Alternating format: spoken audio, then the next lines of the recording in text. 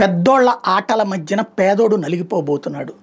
గతంలో ఉన్నటువంటి ప్రభుత్వాలకి ఆరోగ్యశ్రీ ద్వారా పేరు వచ్చింది కాబట్టి ఆ పేరు వాళ్ళని మర్చిపోవాలంటే వేరే పేర్లు మార్చుకుంటాం అంటే మార్చుకున్నా సరే అదే పేర్లు గుర్తుకొస్తున్నాయి కాబట్టి నిదానంగా దాన్ని దెబ్బతీస్తున్నారా, లేదా నిర్లక్ష్యం వచ్చిందా, లేదా ఆ పథకాలు పెట్టినా కూడా రాజశేఖర రెడ్డి తర్వాత కాంగ్రెస్ ఓడింది, అలాగే చంద్రబాబు నాయుడు ఓడారు, అలాగే జగన్మోహన్ రెడ్డి ఓడారు, అలాగే కేసీఆర్ కూడా ఓడారు కాబట్టి దానివల్ల ఓట్లు గ్యారంటీ లేనప్పుడు తీసేస్తే దాన్ని పట్టించుకోకపోతే నష్టం ఏంటి అనుకుంటున్నారా? ఒక్కటి గుర్తుపెట్టుకోవాలి, ఒక ప్రయోజనం పొందటం వలన ప్రయోజనం పొందినవాడు ఓటేయకపోవచ్చు కానీ ప్రయోజనం నష్టపోయిన వాడు మాత్రం వ్యతిరేక ఓటేస్తాడు. అది చాలా ప్రమాదకరమైంది. రెండు రాష్ట్ర ప్రభుత్వాలు గుర్తుంచుకోవాల్సింది.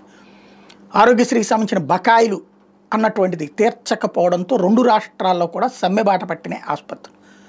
ఆంధ్రాలో ఇవాళ నుంచి ఓపీలు బంద్ అయితే తెలంగాణలో మరొక రకమైనటువంటిది ఇప్పుడే ధమ్కీ ఇచ్చారు, రేపు ఎల్లుండిలోపు నిర్ణయం తీసుకుంటామన్నారు. అర్జెంటుగా ఆరోగ్యశ్రీ సమస్య పరిష్కరించాలి.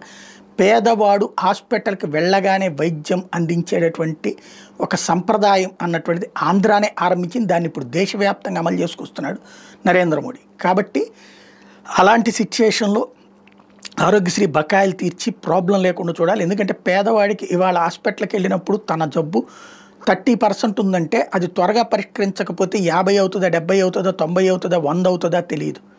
అది ప్రాణాంతకం అవుతాయి. పేదవాడి ప్రాణాలతో చెలగాటమైన వ్యవహారం అవుతుంది. కాబట్టి వేగంగా నిర్ణయాలు తీసుకోవాల్సిన అవసరం ఉంది.